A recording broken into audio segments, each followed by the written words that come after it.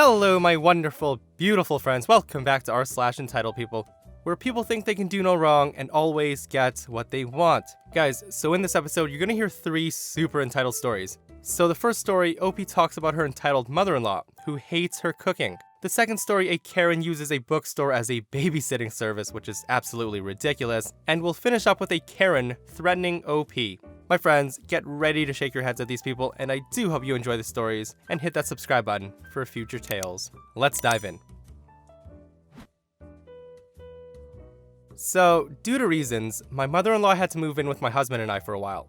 I'm South Asian, and my husband is white. Indian food is what I was raised eating, and I love it to this day. Due to the stay-at-home orders, I suddenly have a lot more time to cook than I did before. I stocked my kitchen with rice, different spices, and whatever else I would need to make what I wanted. My husband does not mind, and he enjoys the food. My mother-in-law, on the other hand, does not. She's never liked me. Some stuff she says includes, "What kind of people use their hands to eat? Just use a knife and spoon like normal people." My husband has stuck up for me on those occasions before, but having to live with her 24/7 is wearing him down. So, after she moved in, she immediately starts complaining, "Why does that smell so strong? It'll cling to the walls. Stop that." Or, "God, are you really feeding my son that crap? Just eat normal American food." I know quarantine's taking its toll on everybody, so I decided to stay quiet. My husband did try to talk to her once, but that fell on deaf ears, like always.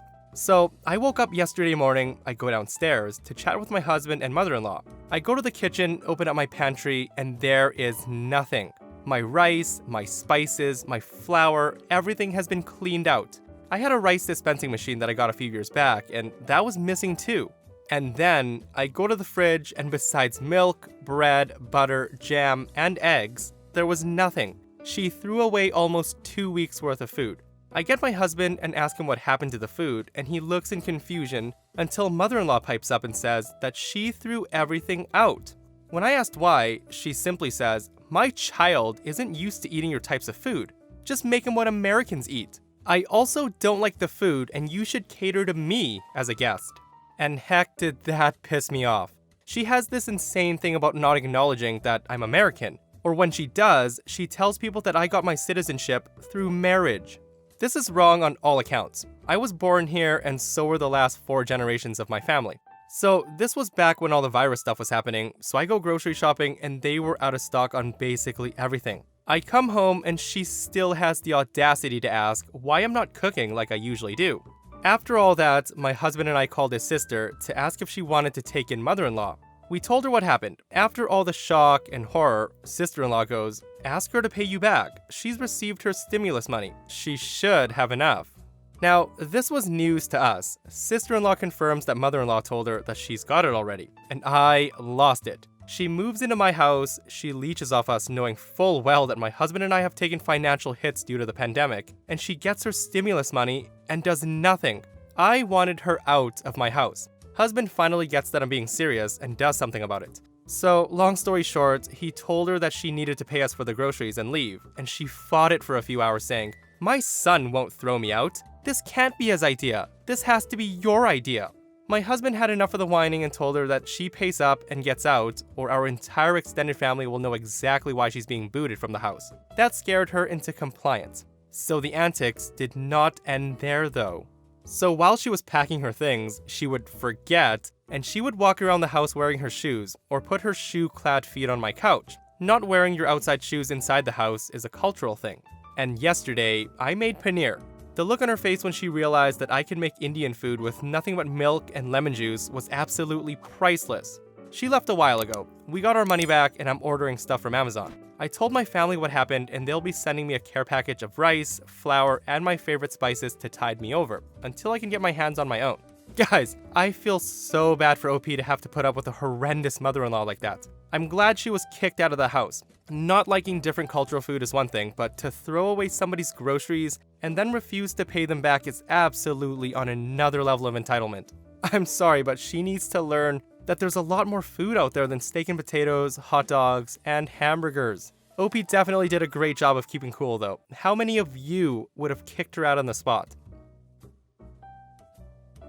So, I used to work in a small chain of bookstores and stationery shops. We'd sell books, pens, paper, and so on. It was a quirky little store, straight out of a romantic love novella, or a Stephen King book, if you prefer. This happened a few years ago. Karen walks into the store with her daughter. It's rather early in the morning. She looks around and asked me if I could watch her kid. I told her, "Oh no, I'm terrible with kids, I'm sorry." She tells me that it's not for that long, and I shouldn't be such a fuss about it. I still politely refuse because it's not my job to watch a kid since we're a bookstore. But what happens? Karen leaves the store, and who do I find hidden in the corner? Her daughter, who seems to be rather shy and fearful. Now, this happened back in a time before everybody had smartphones. The kid obviously did not have a mobile on her, and I suspected the mother also wouldn't. I wasn't too surprised that the little kid did not know the number of their landline. I sighed. What are you gonna do? So I go up to the girl and asked, "Hey, what's your name?" The little girl tells me her name, and I said, "I'm first and last name." The little girl tells me her first and last name too. Now, this rang a bell. I had a good customer with the same surname, so it turns out it's her dad. Now, I did not get paid enough to babysit. Hell, I didn't even get paid enough to do my normal work. I call her dad at his workplace since we saved the number in our system. The call went along these lines. I said, "Hey dad, it's me OP from Bookstore XY. He says, "Oh, hi OP, how's it going? I don't remember having any open orders." I told him, "Yeah, so listen, do you have a daughter?"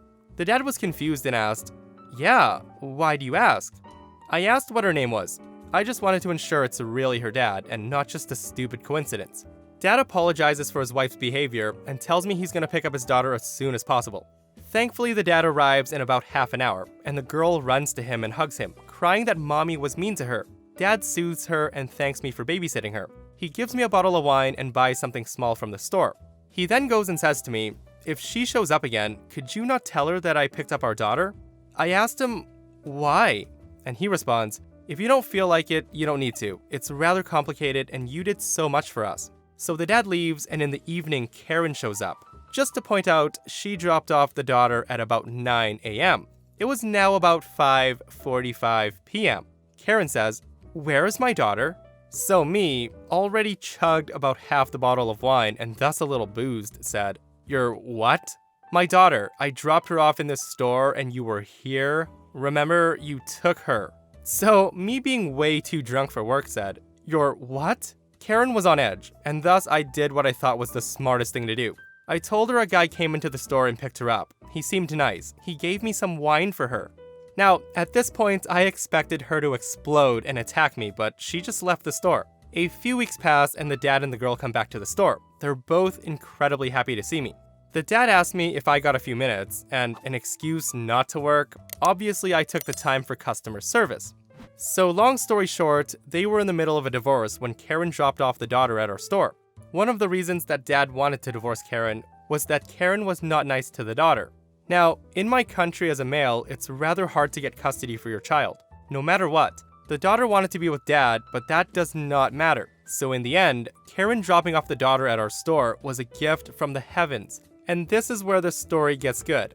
So dad took his daughter to his sister's overnight, and Karen pretended that the daughter was sleeping at one of her friends. Dad wanted to call them to ensure that the daughter was fine, and Karen did not want that.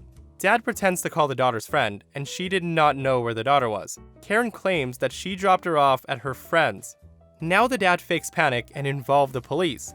Karen then insisted that her daughter's friend kidnapped her. So the police asked Dad and Karen separately, and Dad told the police what happened. Meanwhile, Karen still insisted on dropping her daughter at her friend's house. Dad had proved of it being otherwise since he already called the police when he dropped off daughter at his sister's house. Now in court, the dad apparently said something like, "Karen can have all she wants, even my wine collection. I just want to be with my daughter." And Karen, knowing that the dad did not have any money left and had some quite expensive wines, she agreed. The daughter ended up being with dad and the mother paying alimony. What Karen did not know is that dad was replacing his wine collection before the divorce with the cheapest wines he could find at different discounters, giving away all the expensive ones. He knew that Karen's either going to take everything from him or will break his wine collection. We both laugh, and I gifted a book to the daughter, who seemed very happy. When Karen dropped her off, she was shy, she was small, and now she had such a big smile on her face and was curious for everything. She could read much better than a few weeks ago, and she seemed like a bird taking off to fly towards the sun. That mother definitely deserves the Mom of the Year award, guys. Best mother ever. Leaving your kid at a bookstore for 8 hours? Check. Choosing an expensive wine collection over custody of your daughter? Check. Oh my goodness, I'm so happy that the daughter ended up with such a loving father. Now listen guys, I don't want to say that she's a bad mother, but seriously, she's a freaking bad mother. Who leaves your daughter or son at a bookstore for 8 freaking hours? You've got to be kidding me. So, as part of my actual job, my company sends me to different clinics to audit their invoices to ensure insurance companies aren't getting scammed for unnecessary or unperformed patient procedures. It happens more than you know. Normally when I'm at the clinic, they'll stick me in an unused office or a cubicle, so I'm out of sight and don't interfere with their normal operations. However, yesterday during a clinic visit, they did not have anywhere to put me except the front desk with the receptionist. So, I'm sitting there in the front office desk looking over the clinic's documents when the receptionist gets called back to assist with a patient. After a few minutes, I hear somebody cough slightly to the right of me and I look up. I will call her Karen because she had the haircut and the attitude. Karen in a rude voice said, "I've been standing here for the past couple of minutes and you've yet to acknowledge me. Is this how this clinic is run?" I told her, I'm sorry ma'am, but the receptionist just stepped out for a moment. She'll be back soon. I cannot help you as I don't work here. She looks me up and down like she's judging how I'm dressed. I should mention that I'm dressed in standard business attire. A blazer, a shirt, a tie, and black slacks with my company logo and my name tag.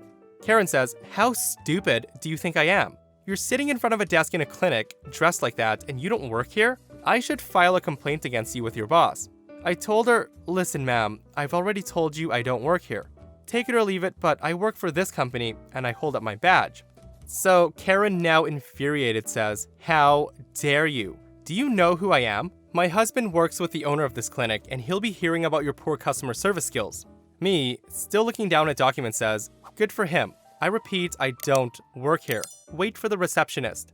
Karen tries to change tactics and fake smiles at me and says, "Look, I'm sure you're busy, so I won't take up much of your time. All I need to know is my daughter-in-law's next OB appointment. Her name is Name. It shouldn't take you too long to find her in your calendar. I just need to know what time it is so I can be here to meet her."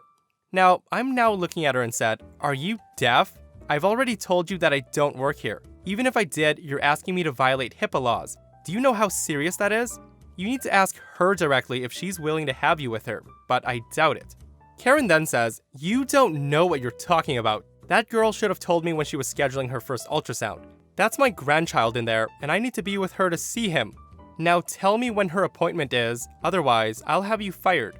I told her that she needs help and she needs to leave now before I call security. And she says, "You're threatening me?" The doctor and receptionist hear a loud commotion and come out the front desk. The doctor asked, "What's going on here?"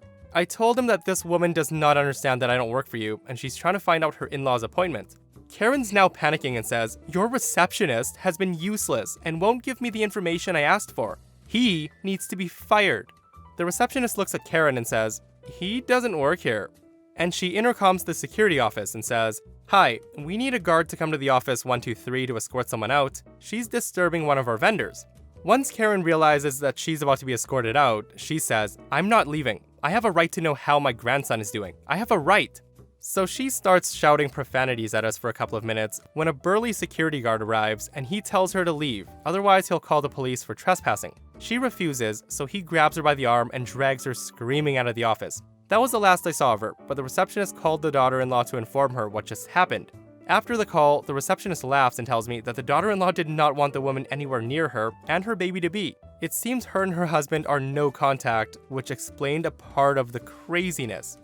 Now, that's kind of crazy. Cutting your mom out and then having her stalk your appointment to see the kid? This is how kidnappings happen in the future, my friends. That brings us to another end of our /EntitledPeople, guys. I hope you enjoyed the stories today because I sure as heck did. And if you missed the last episode of our /EntitledPeople, a Karen rages after OP cuts down his own tree on his own property. It's absolutely ridiculous. Check it out if you haven't, and I'll see you guys in the next one. I love you. I really do.